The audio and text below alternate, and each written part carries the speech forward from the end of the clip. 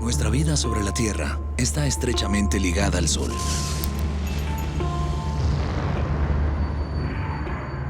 ¿Es posible que algún día nuestra estrella madre comience a apagarse y con ello se extinga la vida sobre nuestro planeta? Todas las plantas dependen de la luz solar para producir su energía.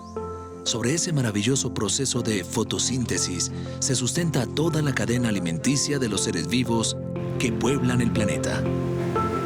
¿Cómo sería un mundo sin sol? Esa es una idea que aterró a los pueblos precolombinos y por ello levantaron magníficos templos y ciudades en su honor. Pero un sol muy activo también puede ser peligroso. Deberíamos estar alertas ante el peligro de violentas explosiones solares que azoten nuestro planeta y destruyan nuestra vida tecnológica.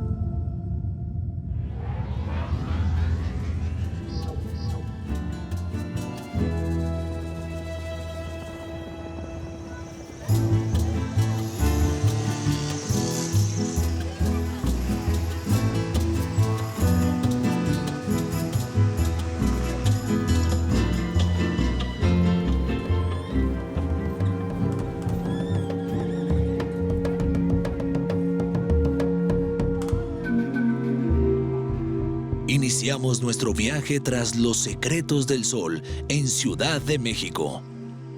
Nos acompañará una mujer extraordinaria que ha dedicado su vida a compartir la ciencia con el gran público. Se trata de Julieta Fierro, autora de más de 20 libros, algunos de ellos incluso en lengua maya. Además de su labor de investigadora, Julieta busca rescatar el rico conocimiento astronómico de las culturas originarias de México, donde el sol jugaba un papel central.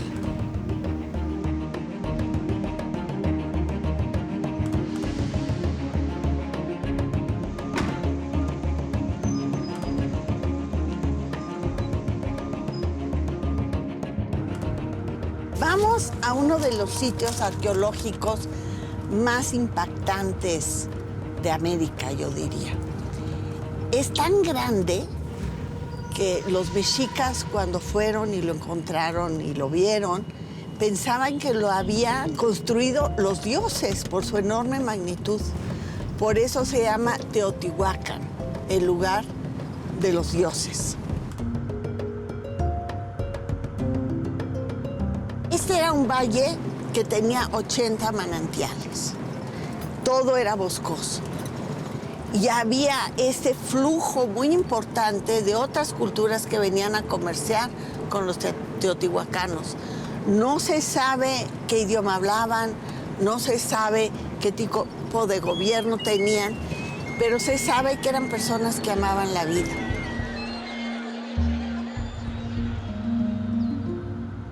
En este momento estamos ingresando al sitio arqueológico de Teotihuacán.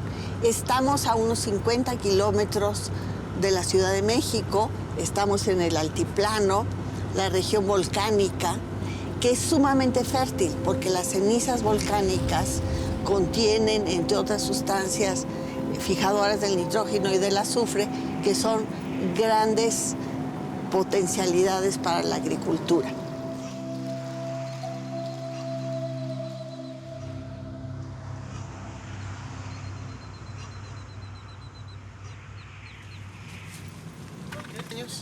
A ver, aquí tiene mi credencial UNAMITA. Mayores de 60 años, jubilados o pensionados. Yo soy mayor de 60 años. Estudiantes y maestros. Maestra, o sea, cumplo con varios de sus requisitos. ¡Qué padre!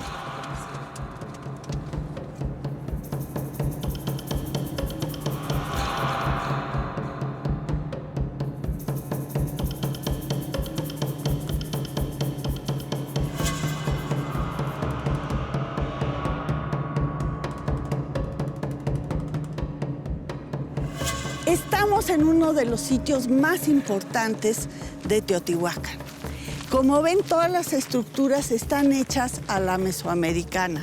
Talud, tablero, y después escalinatas.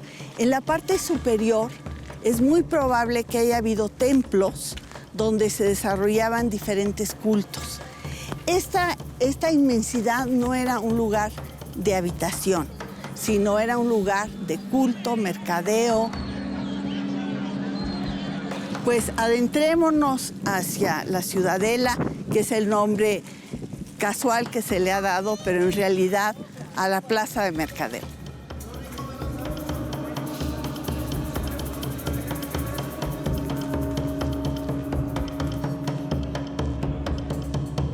La técnica de ascenso a las diferentes pirámides era de costado, para nunca darle la espalda a los dioses. Aquí había un templo donde estaban los que ejercían el poder. Imagínense la suntuosidad de estar aquí rodeados de productos que venían de toda Mesoamérica para surtir a la grandeza de este lugar.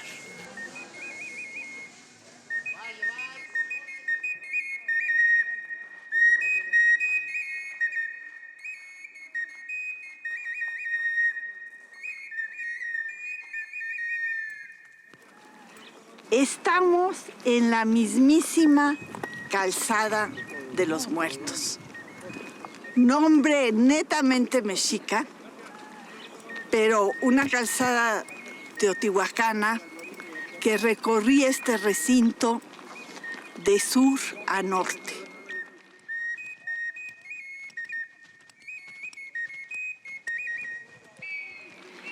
Nos vamos a acercar hacia el lugar donde está la pirámide de la Luna y a un costado la pirámide del Sol.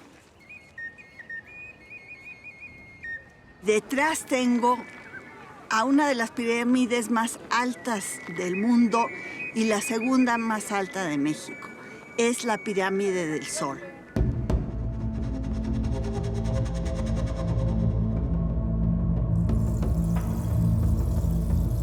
Dentro de la compleja arquitectura de la ciudad de Teotihuacán, la pirámide del Sol ocupaba un lugar clave. La pirámide se construyó a un costado de la Calzada de los Muertos, que recorre todo este monumental sitio de sur a norte. Desde la cima de la pirámide era posible observar la salida y puesta del sol, permitiendo así la cuenta del tiempo a lo largo del año, dando origen a un calendario muy preciso. Era un conocimiento astronómico que otorgaba a la clase dominante un gran poder sobre el pueblo. Es un paseo obligado para los mexicanos. Y siempre que venimos, salimos enaltecidos. Decimos, por estos momentos es por los que vale la pena vivir.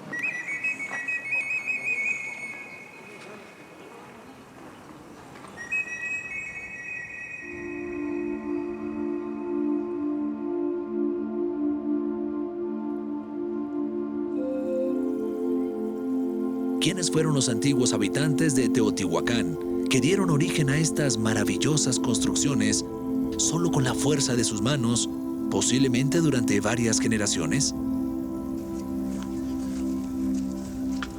Los teotihuacanos pertenecen a un periodo mucho antes de que la cultura azteca tomara lugar aquí en el centro de México. La cultura teotihuacana, que es la hacedora de esta gran ciudad, fue responsable de difundir los conocimientos que llevaban aquí en México prehispánico 1000 años antes, hechos por otras culturas. Tuvieron que pasar casi 600 años después del abandono de esta ciudad para que otra gran cultura, que en este caso es el imperio mexica o azteca, como algunos lo llaman, tomara el control del centro de México.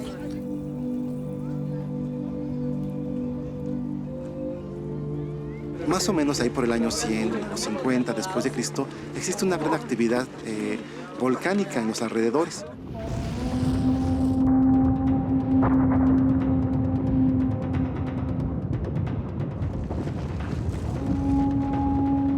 Y la gente que vivía allí viene huyendo del desastre natural que provoca la erupción del volcán Xitle.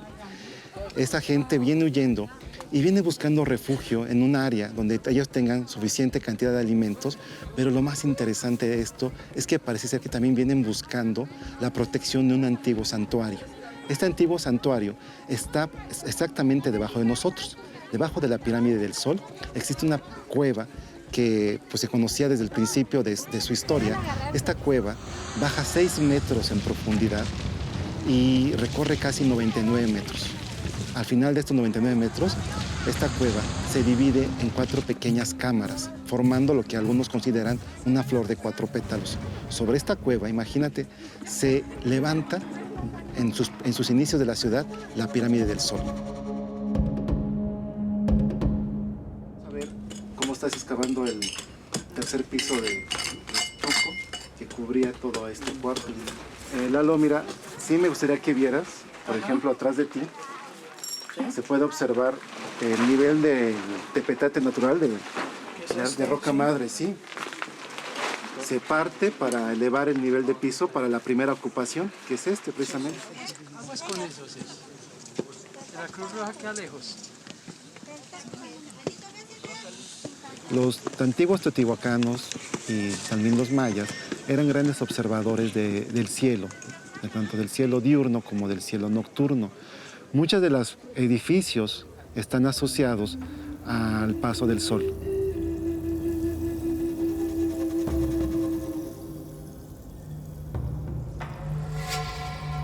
Uno de estos indicios es el hallazgo de una cueva, precisamente aquí, atrás de lo que sería la pirámide del Sol, de lo que es la pirámide del Sol. Esta cueva se conoce como una cueva arqueoastronómica. Una vez que se exploró, se halló una pequeña estela cuya sombra desaparece exactamente en los solsticios de invierno. Entonces, estas cuevas son marcadores para la élite teotihuacana de conocer en qué época del año se encuentran y cuál es el día más corto, el día más largo, dependiendo del solsticio. Todas las culturas prehispánicas, en cierta forma, miraron al cielo.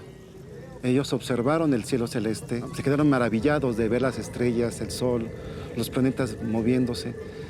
Y lo que a mí más me maravilla es que sin algún artefacto, sin algún conocimiento, digamos, técnico que actualmente tenemos nosotros, hayan llegado a conocer, tal vez hasta más exactamente que nosotros, el rango del año solar.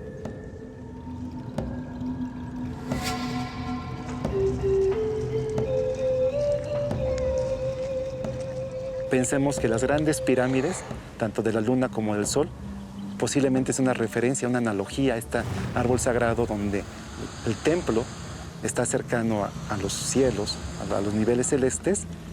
Las plazas son este mundo terrenal y las diferentes cuevas. Una gran característica de Teotihuacán es que tiene muchas cuevas. Está referenciando el inframundo. Estamos viendo lo que fue una gran sociedad que para su momento tal vez fue más compleja que la propia Roma allá en Europa. Teotihuacán no tuvo parangón con otra ciudad, ¿sí? Teotihuacán es única, no se construyó ni antes ni después algo igual.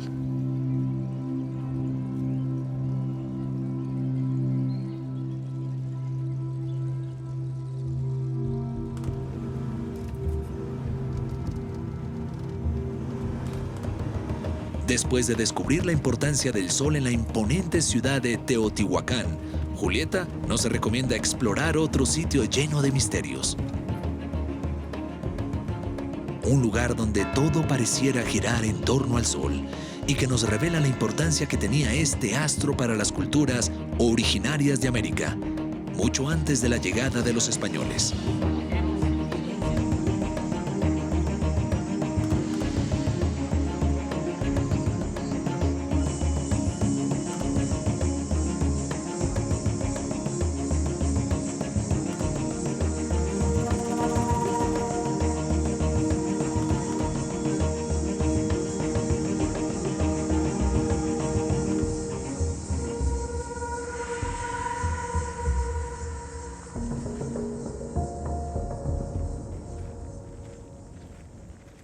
Tenemos el enorme placer de estar en Malinalco, en este sitio arqueológico tan relevante para la astronomía y para otras cuestiones culturales.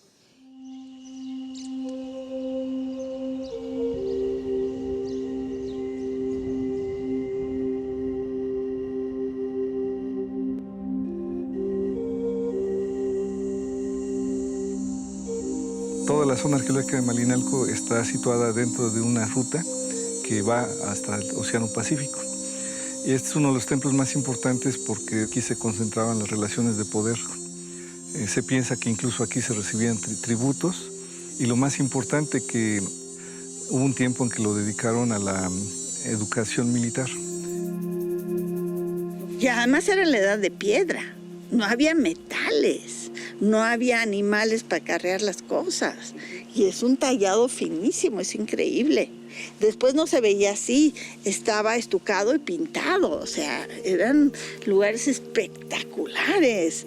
Ahora podrían parecernos un poco exagerados porque estamos habituados a que las ruinas son grises, pero incluso las estatuas griegas de mármol estaban pintadas.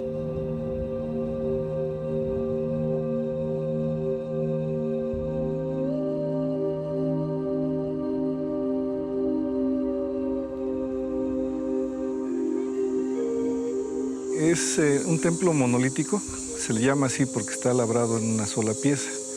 El cerro fue devastado con cinceles de roca, de una piedra más dura, hachuelas, que se le llaman andesitas. El templo monolítico tiene su particularidad de que fue labrado con una idea que es el de manifestar el poder imperial mexica con uno de los templos parecidos a los que ellos tenían en la Ciudad de México.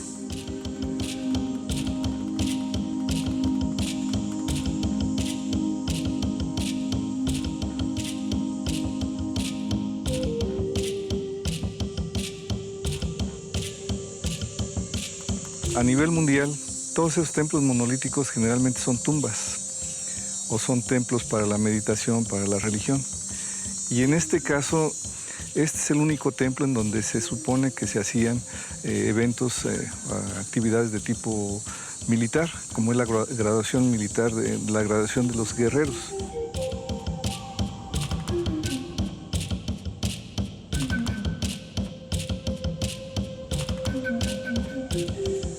Esta es la representación de una serpiente con las fauces abiertas, donde destaca la lengua hacia el piso, una lengua bífida, tiene los dos piquitos, y después los colmillos que se representan con estas protuberancias. Son dos, los tiene en ambos lados, también allá se observan. Tiene el ojo, que es esta parte, el lobo del oído, que la tienen las serpientes, y es una alegoría para el guerrero que va a ingresar, que se ha ganado el derecho de poder estar en este lugar.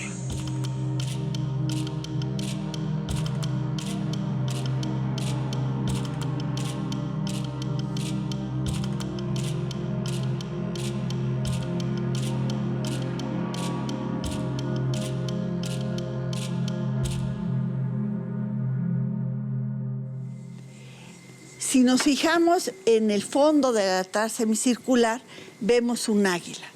Es una representación del día, del sol. Y en el fondo se ve otro jaguar, se ven sus manos, sus fauces, su cara, que era una representación nocturna.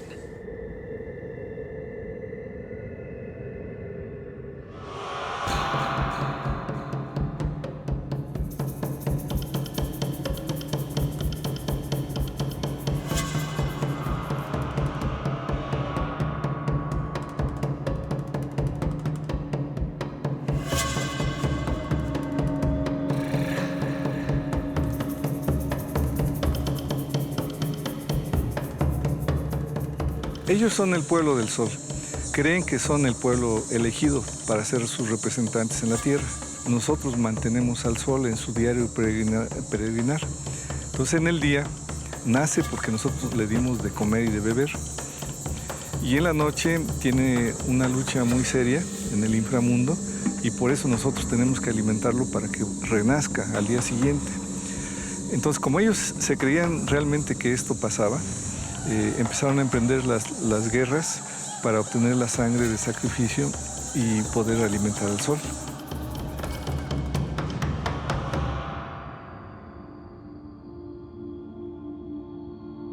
Este monumento está dedicado al día y a la noche. A mediodía el sol entraba por el cenit y lo que había en la parte superior de esta techumbre era un agujero. De tal manera que cuando el sol se elevaba, iluminaba a una de las 3 serpientes que están dentro del altar semicircular. Conforme el sol avanzaba a mediodía, se iluminaba la figura central, la escultura del águila en el centro, y en la tarde se iluminaba la tercera águila.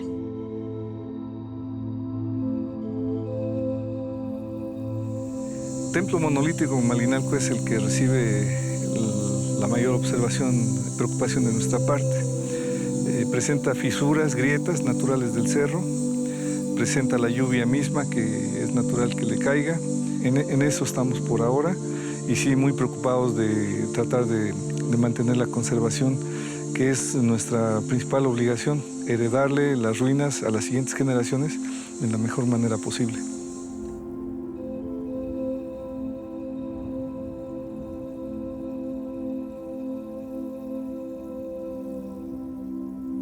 Nos maravilla el avanzado conocimiento que alcanzaron estos pueblos. ¿Cuánto de este patrimonio sigue vivo hoy en día en el continente americano? ¿De qué manera las nuevas generaciones continúan conociendo y descubriendo al sol?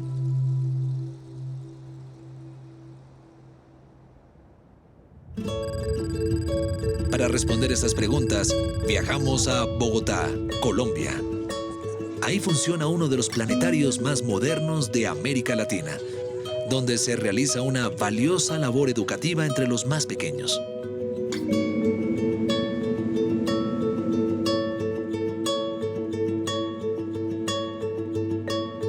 Pensando por dónde es que sale el sol para podernos ubicar bien. ¿Por dónde sale el sol? Oriente, excelente. Desde Colombia vemos el cielo del sur y el cielo del norte. Vemos todo el cielo. Los indígenas se reunían en torno a esto para poder hacer sus rituales y poder medir la hora. Ya casi se produce la sombra, mírenla. Esa sería la sombra. Desde la antigüedad nos parece que todo gira a nuestro alrededor, incluyendo el sol. Pareciera que fuéramos el centro del mundo. Por eso los modelos cosmológicos antiguos eran geocéntricos, porque nuestros sentidos nos dicen eso, es nuestra primera experiencia. Pero claro, hoy ya sabemos que no somos el centro del sistema solar, el planeta gira alrededor del Sol y ni siquiera es el Sol el centro de nada, sino que este gira alrededor de la galaxia que llamamos Vía Láctea.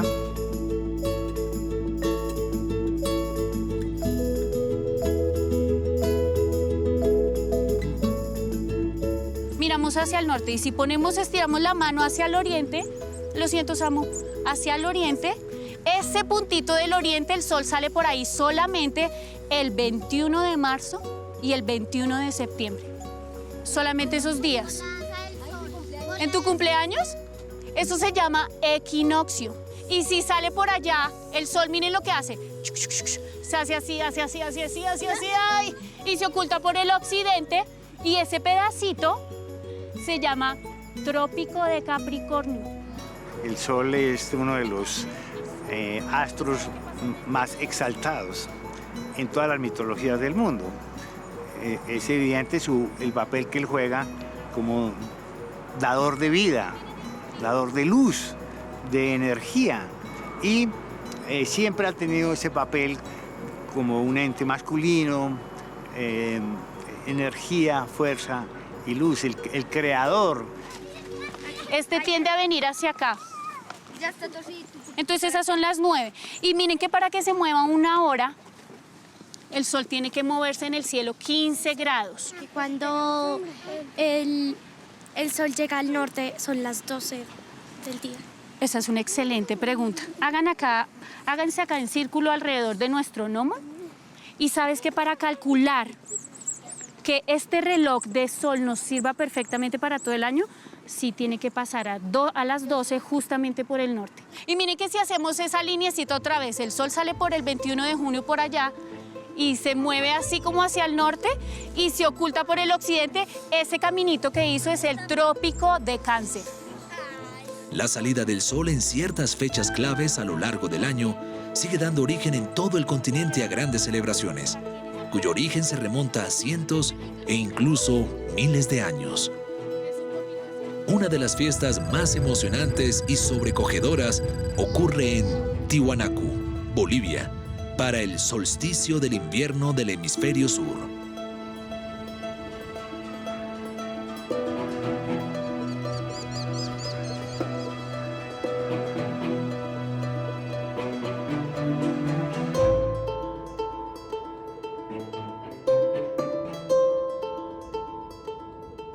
Estamos en la parte norte de la Puerta del Sol, ¿no? La parte principal de este templo, que lo que estamos observando en su mayoría son 3 templos importantes, donde mayormente están orientados astronómicamente, es decir, norte a sur, de este a oeste.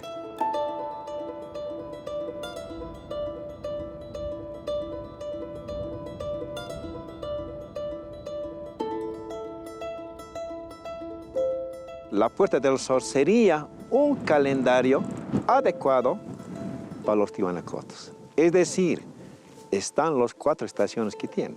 Es decir, el 21 de junio para nosotros representa el Año Nuevo Andino Amazónico, que empieza en la mañana a salir y se conecta con la Puerta del Sol.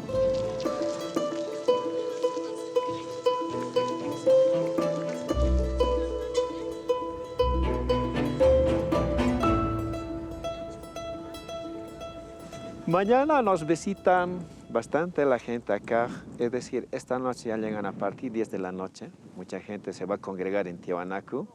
¿Por qué razón? Porque estos templos tienen energía y vienen a recibir energía en la mañana. Es decir, acá van a ingresar las personas a las 5 de la mañana.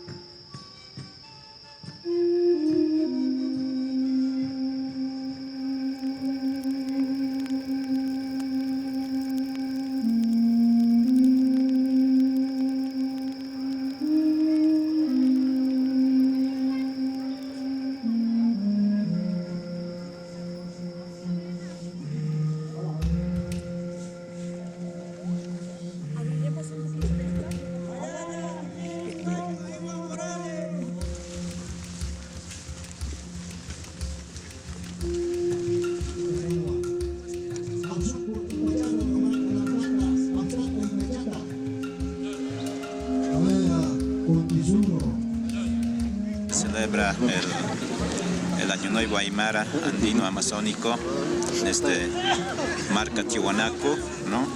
El centro cultural de la humanidad, donde realmente todas las autoridades originarias, ¿no? Acordando el retorno del sol del Vilcapute, 5.521 años, entonces eso se ha celebrado hoy día.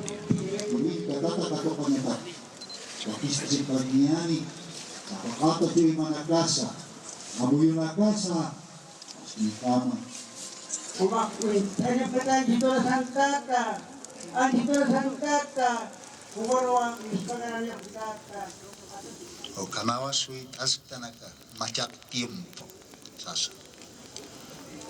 Stanoa uka castellanaronos stanoa un paz, tranquilidad, libertad, armonía.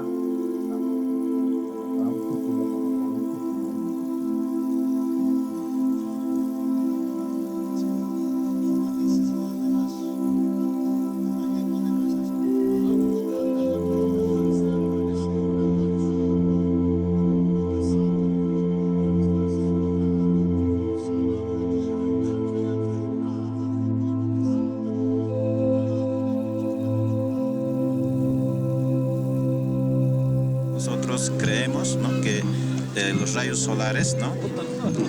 Da energía, ¿no? En este lugar, lo que es Acapana, el templo Calasasaya, ¿no? Entonces cuando se levantan las manos con mucha fe, ¿no? Y se recibe la energía solar, ¿no? Es potencial para el ser humano, ¿no? Entonces, y eso nosotros lo que estamos celebrando en este tiempo. Es una fecha importante para las culturas del país, para las culturas indígenas sobre todo porque durante miles de años han sido pueblos que por la práctica de la agricultura y el pastoreo han requerido de conocer exactamente estos ciclos que tienen las estaciones y en qué fecha se marcan estas estaciones para entender cómo manejar la producción agrícola, el tiempo de cosecha, el tiempo de siembra, etc.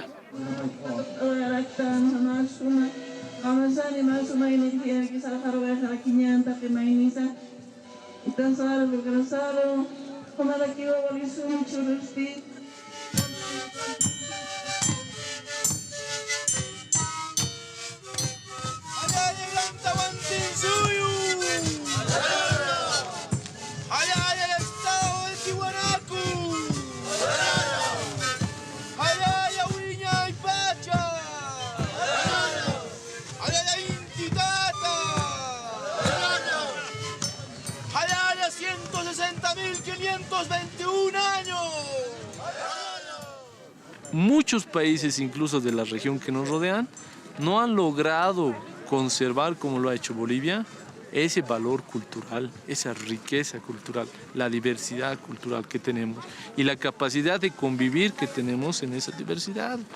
La mayoría de los países han cometido una especie de suicidio cultural porque han decidido rechazar o desechar su origen precolonial, su identidad indígena.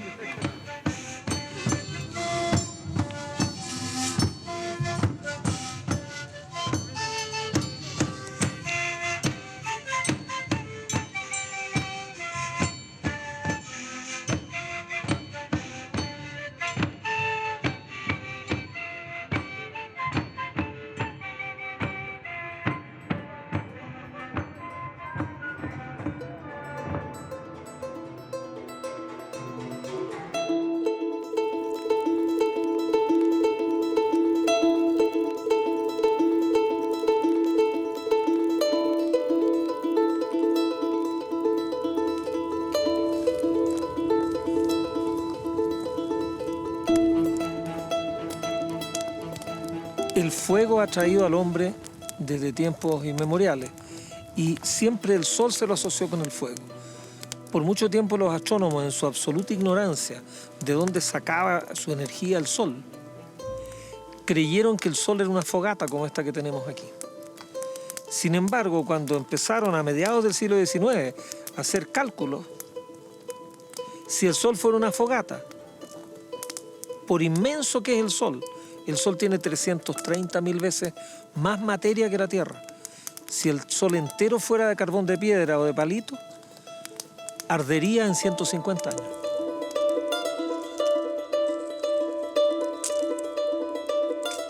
Hoy día sabemos que el sol va a vivir 5.000 millones de años más. El combustible que tiene el sol y en el lugar donde lo quema, el sol no quema el hidrógeno en toda su extensión, solo en el centro.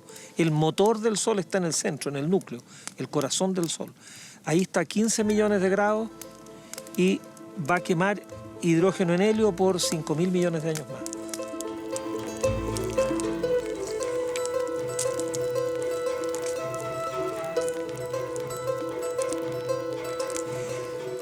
El sol, tal vez una de las cosas más curiosas que tiene, es que no es una bola sólida, tampoco es una bola líquida. El sol es una nube de gas, es una gran esfera de gas. El sol, en principio, podríamos atravesarlo. Ahora, claro, la temperatura en el sol, en la parte que sale la luz, tiene 6.000 grados y en el centro tiene 15 millones de grados.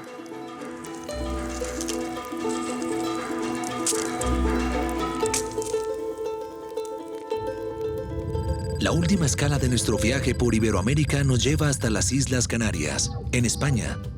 Aquí, un grupo internacional de investigadores busca desentrañar los misterios del Sol usando la más moderna tecnología.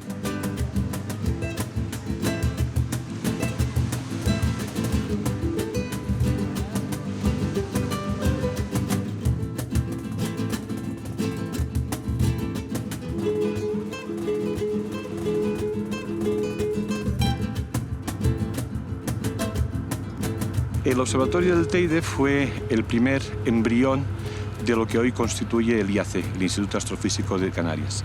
Un lugar único con unas condiciones excepcionales para hacer astronomía.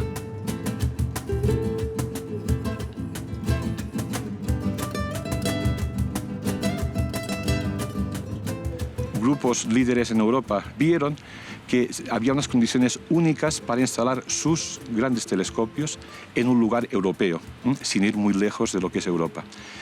Convencidos de la calidad de los cielos de Canarias, los alemanes construyeron los primeros telescopios solares, los suecos, poco después los ingleses, un país con una tradición astronómica muy antigua y muy importante, empezaron a instalar sus telescopios en esa isla.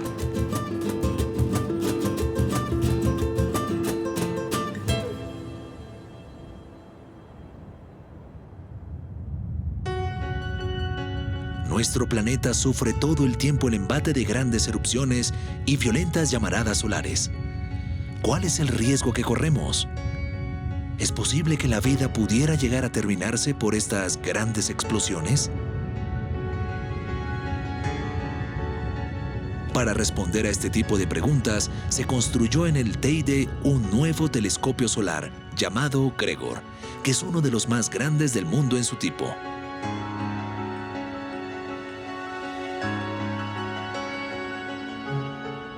El Gregor es un telescopio de última tecnología, un telescopio solar, que aúna los avances más importantes hoy en día en instrumentación para la astrofísica solar.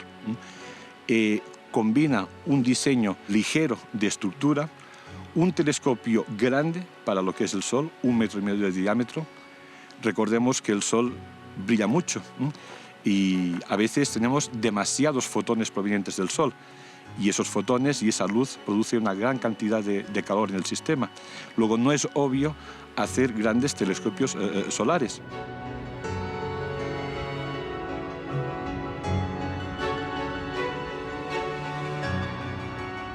El espejo, el ojo, digamos, de ese telescopio es de 1,5 metros de diámetro, el tercero mayor del mundo en la fecha, y la tecnología que tendrá detrás, es decir, los ojos que analizarán esta luz también son realmente instrumentos de primera línea.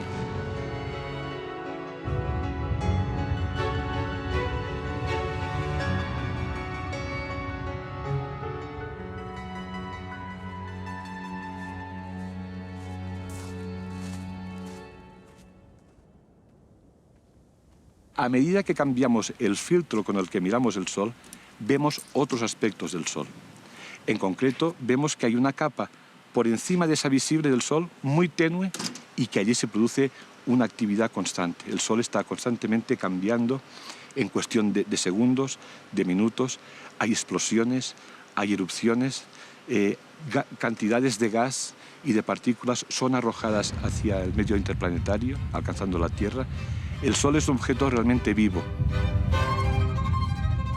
Las observaciones realizadas en el Teide permitieron descubrir que el Sol continuamente está dilatando y contrayéndose, como un verdadero corazón humano que late. Pero en vez de latir unas 60 veces por segundo, como en el caso de una persona, el Sol late cada 5 minutos. Pareciera que nuestra estrella madre estuviera llena de vida. Con razón el Sol despierta tanto respeto y veneración desde tiempos ancestrales hasta el día de hoy.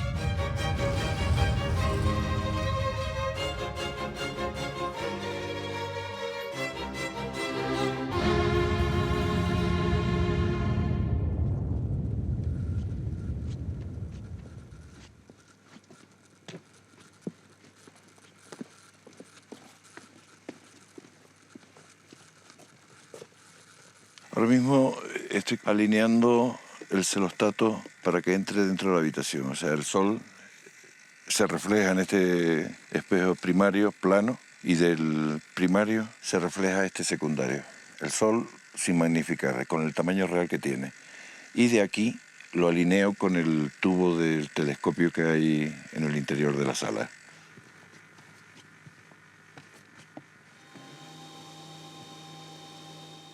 Lo que estamos haciendo aquí es básicamente estudiar el comportamiento de las manchas solares a lo largo de un ciclo solar, en el máximo de un ciclo solar, que son cada 11 años.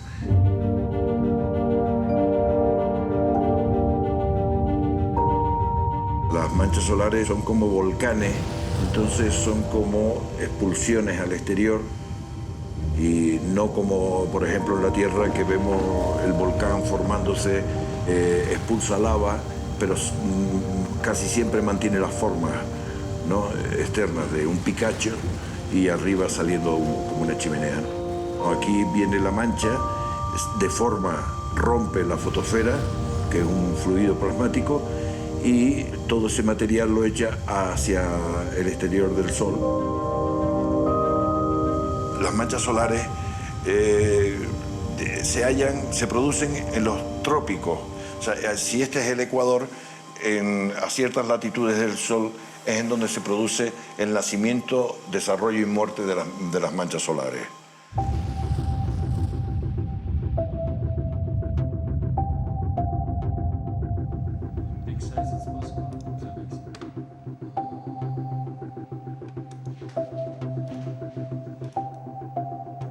Here we are in the observer room of the telescope, at the very bottom of the telescope. And as I said, here we can see the big sunspot I am observing right here at the moment. And you can see it, it looks like an eye. Yeah? Here we have the dark part of the sunspot where we have big magnetic fields. And here we have the surroundings where this hot gas plasma, it's 6,000 Kelvin or degrees hot, is pushed away from the magnetic field.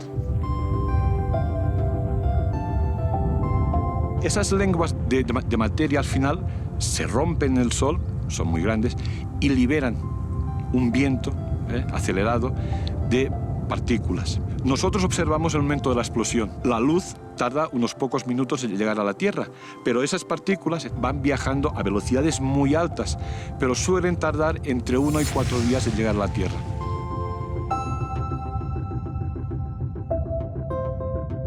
La Tierra sería un planeta inhabitable si no tuviera una atmósfera, porque esas olas, esos vientos de partículas y radiación no permitirían la vida en la Tierra, igual que hace la vida imposible en otros planetas. ¿Qué pasa? Que la Tierra tiene atmósfera y esa atmósfera nos protege, pero encima la Tierra tiene un campo magnético. Hay un polo norte geográfico y un polo sur. La Tierra es como un imán. Entonces, la coraza magnética de la Tierra y la coraza atmosférica hace que estemos muy protegidos de esos impactos.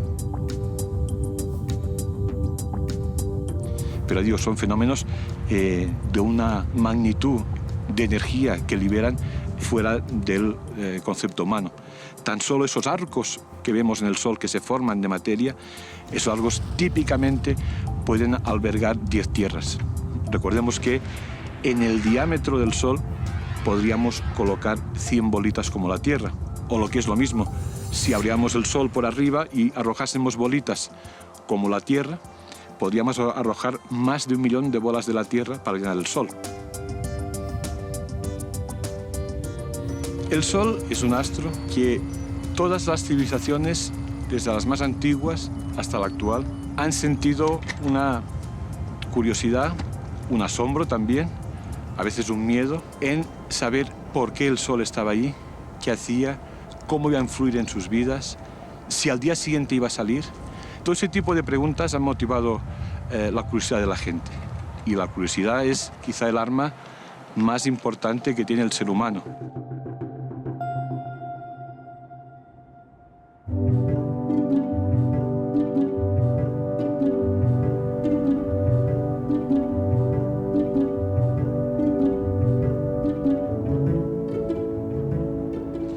hay que saber convivir con el sol.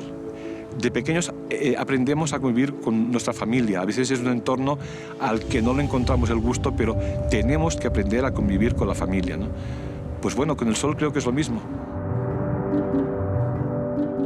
Desconocemos mucho del sol.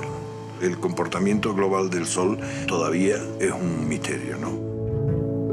El disfrutar de cada amanecer, de cada puesta de sol y viendo esa estrella, ese objeto fascinante en su estudio, pero también que te llega a tocar un poco tu sensibilidad. Sí siento una admiración especial por mi estrella, por el sol, por lo que he conocido y también por lo que he sentido con él. Yo creo que eso es muy importante, ¿no?